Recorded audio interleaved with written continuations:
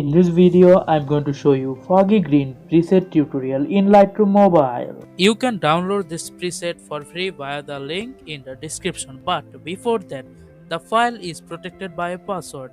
If you want to know what the password is, you have to watch the full video. The password is given in the video. Okay, let's start the tutorial.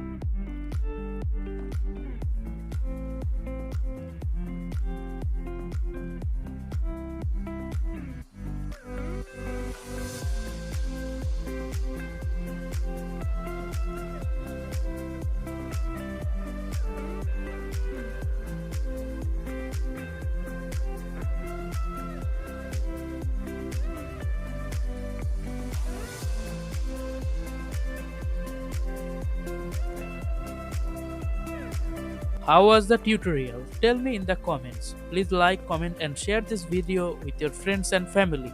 Also, please subscribe and don't forget to click the bell icon for more videos.